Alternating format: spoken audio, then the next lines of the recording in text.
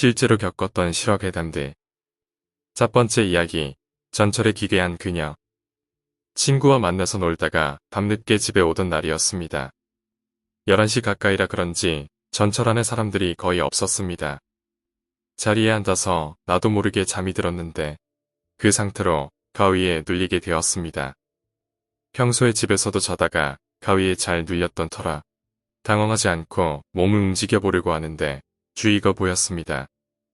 분명히 잠들기 전엔 사람들이 있었는데 아무도 없었습니다. 혼자 그 칸 안에 남겨져 있단 생각이 들자 겁이 나기 시작했습니다. 그때 맞은편으로 열리는 문에 어떤 한 여자가 기대어 서 있는 것이 보였습니다.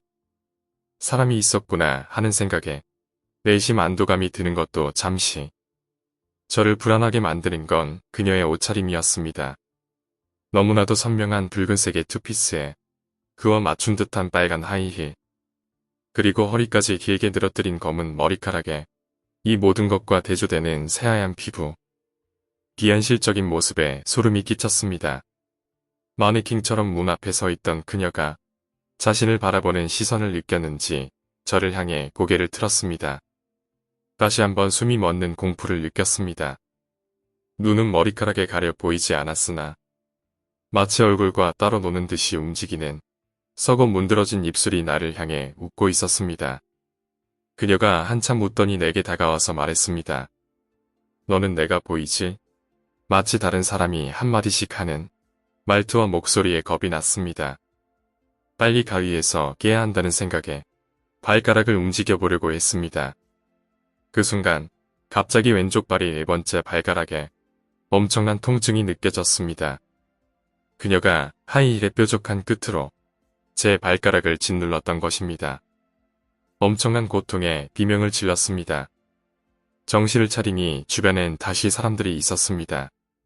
그들은 갑자기 비명을 지른 저를 걱정스런 눈으로 바라보고 있었죠. 웬슬에 민망해져서 핸드폰을 만지작거리며 가위에서 깨어난 걸 다행으로 생각하며 전철에서 내렸습니다. 집에 돌아와서 발가락을 살펴보았죠. 다행히 발가락은 멀쩡했습니다. 잠을 자고 일어나 전철에서의 일은 잊어버렸습니다. 그날은 모처럼 쉬는 날이라 어머니를 도와 집안 청소를 했습니다. 청소를 대강 끝내고 정리하는데 갑자기 부엌에서 어머니가 다급하게 저를 부르는 소리가 들렸습니다. 저는 급히 어머니가 있는 곳으로 가다가 거실에 세워놓은 화이트보드를 걷어차고 말았습니다. 심하게 치였는지 너무 아파서 그 자리에 주저앉았습니다. 발을 보니 네 번째 발가락의 발톱이 반쯤 들려서 피가 흐르고 있었습니다. 제가 고통스러워하는 소리에 어머니가 제 쪽으로 오셨습니다. 얘는 조심하지 그랬니라고 어머니가 말했습니다. 그래서 나는 대답했습니다. 엄마가 다급하게 부르기에 무슨 일인가 하고 가다가 그랬지. 그러자 어머니께선 고개를 갸우뚱하시며 말씀하셨습니다. 이상하다. 안 불렀는데 무슨 소리 하는 거니? 엄마는 베란다에서 화분 정리를 하고 있었는데 나는 멍한 기분으로 내 발가락을 내려다보았습니다.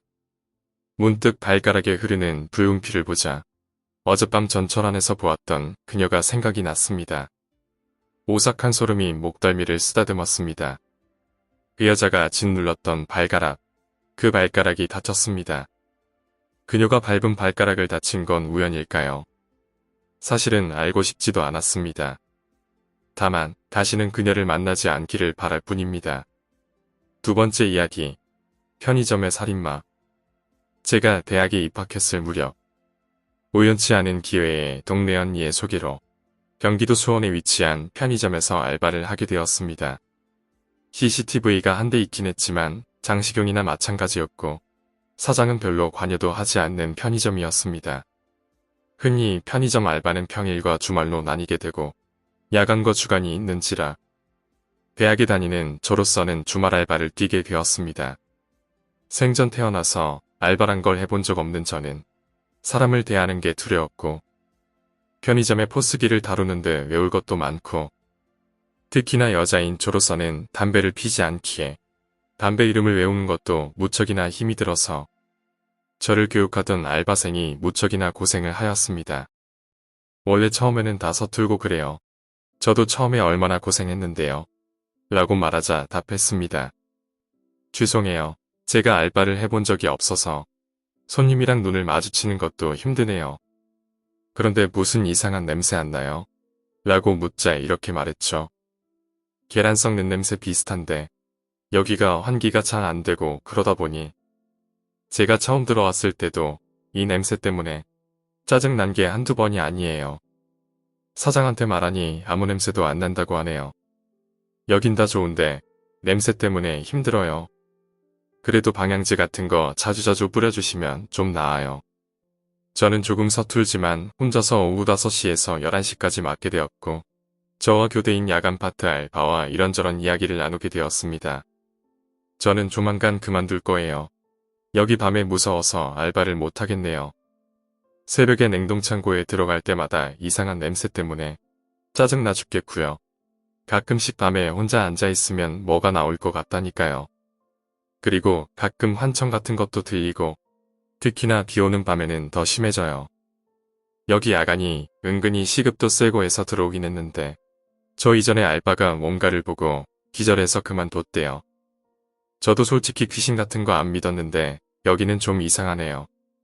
그 야간 알바의 말에 따르면 냉동창고에만 들어가면 뒤에서 누가 잡아당기는 느낌과 머리가 찌뼛찌뼛 서고 환풍기 소리가 가끔씩 여자의 울음소리처럼 들린다는 것이었다.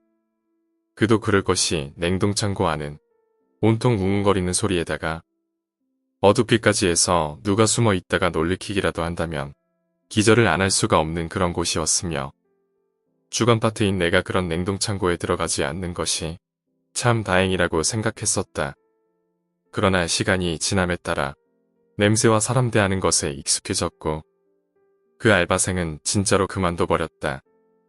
야간 시급이 다른 곳보다 알바비를 더 줬기 때문에 많은 남자분들이 앞다투어 지원했고 사장은 그중 담력이 세고 건장한 사람을 선택해서 뽑곤했었다. 나는 매번 똑같은 행동 패턴을 반복했고 냉동창고 근처에는 야간 알바가 투덜거리던 말이 자꾸만 떠올라서 얼씬도 하지 않았으며 이상한 계란 냄새에 하루에도 수십 번씩 방향제를 뿌려대곤 했다.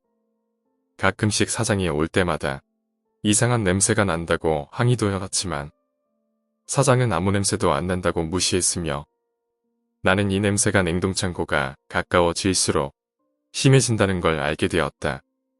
자꾸만 야간 알바가 했던 괴상한 말이 머릿속에서 떠나질 않았다.